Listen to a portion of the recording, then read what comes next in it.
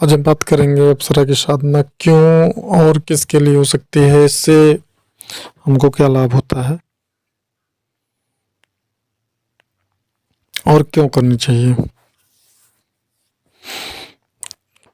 तो सबसे पहले तो ये समझ लें कि ये साधना, अप्सरा साधना किसके लिए है। यह ऐसे सभी जिज्ञासुओं के लिए है जिनको ये लगता है कि अध्यात्म क्या है, दिव्य शक्तियाँ वक्तियाँ कुछ नहीं होती, और जो कि ईश्वर पे भरोसा नहीं करते या अध्यात्म पे जिनको कम भरोसा हो पाता है, भरोसा तो करते हैं लेकिन बहुत ही कम, और सबसे ज़्यादा उनके लिए महत्वपूर्ण होता है जो कि अध्यात्म में कदम रखना चाहते हैं। ऐसे लोगों के लिए यह शक्तियाँ होती हैं, यह साधनाएं होती हैं, क्योंकि यह बहुत ही सात्विक और सौम्य साधना है जिसको कि करने में किसी प्रकार की कोई विशेष समस्याएं नहीं होती हैं, कोई खतरा नहीं होती हैं। अगर गुरु या मार्गदर्शक परिपक्व है तो निश्चित रूप से आपको सफलता भी प्राप्त होती है। तो ये जो अप्सरा की साधना है, यह उन प्रारंभिक साधकों के लिए बहुत ही ज़्यादा महत्वपूर्ण है जो आध्यात्म में आना चाहते हैं और कुछ अच्छा करना चाहते हैं। और अब बात करते हैं कि इससे हमें फ़ायदा क्या होता है। तो सबसे पहले तो यदि आपने किसी परिपक्व कुशल मार्गदर्शक के मार्गदर्शन में साधना कर लिया तो आपको एक परमानेंट मार्गदर्शक ऐसा मिल जाता है जो कि आपको हमेशा आपके सभी प्रकार के प्रश्नों का जवाब देता है। यानी अगर आध्यात्म में इस साधना के बाद आप कौन सी साधना करना आपको अच्छा रहेगा या करना चाहिए आपको, इस प्रकार की सभी जिज्ञासाओं का, इस प्रकार के सभी सवालों का जवाब आपको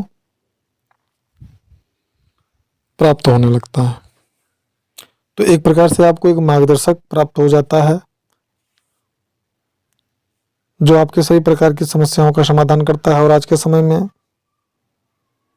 अगर कोई ऐसा व्यक्ति आपको मिल जाए जो कि आपके सभी प्रकार के सवालों का जवाब आपको दे, प्रश्नों का जवाब दे सही और ठीक ठीक, तो हमको लगता है अगर ऐसा हो जाए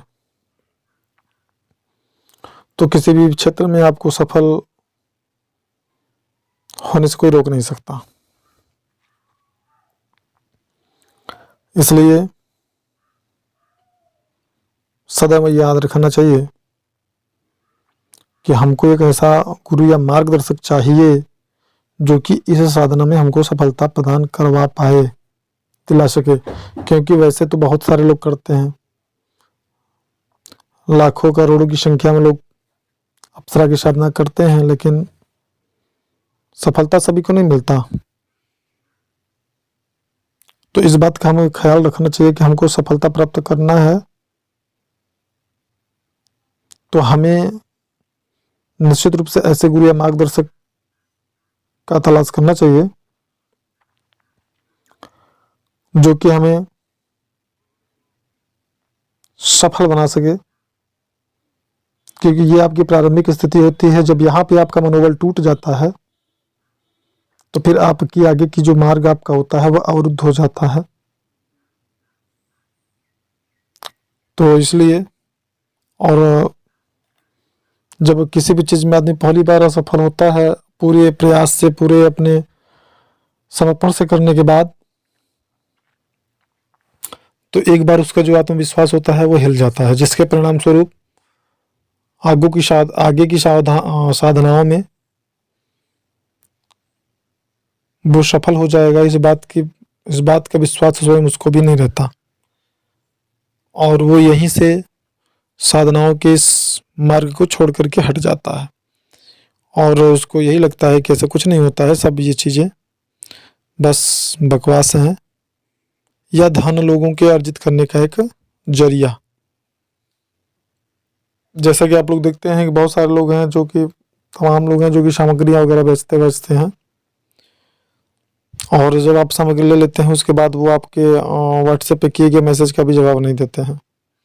मतलब बस एक काम आपने सामग्री ले लिया तो फिर आप कौन है मैं नहीं जानता। अथवा बहुत सारे ऐसे लोगों को देखा मैंने कि वो देने के बाद में सामग्री ब्लॉक कर देते हैं। तो ऐसे लोगों से मैं सिर्फ यही कहना चाहूँगा कि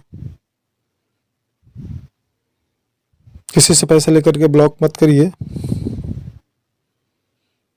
हो सके तो उनकी मदद करिए, क्योंकि हमारे द्वारा किए गए सभी कर्मों का हमको रिटर्न गिफ्ट जरूर प्राप्त होता है, और जो प्राप्त होता है ना शुद्ध ब्याज के साथ में प्राप्त होता है। तो किसी के साथ में आप धोखा करेंगे तो आपके साथ में भी ज़्यादा धोखा होगा। जरूरी नहीं कि वही आदमी करे, कोई ऐसा आपको माध्यम या जरिया मिल जाएगा जो आपके साथ में उससे बड़ा धोखा करेगा। तो जो कर्म है, कर्मों को सिद्धांत को समझिए, पाप युक्त कर्म, धर्म युक्त कर्म या गलत करने से डरिए, और गलत तरीके से कमाया गया धन कभी भी आपको सही मार्ग पर नहीं ले जाता है, या आपको बड़ा आदमी नहीं बनाता है।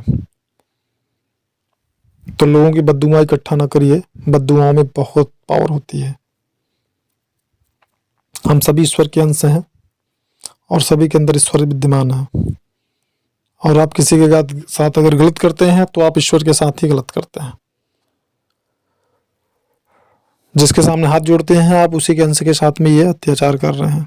तो ये आपके लिए फलीभूत नहीं होगा, बहुत ही ज़्यादा दर्दनाक और दुखदाई होगा, इसलिए ऐसा ना करें। और सभी साधकों से कहेंगे कि अपनी सुरक्षा स्वयं करें।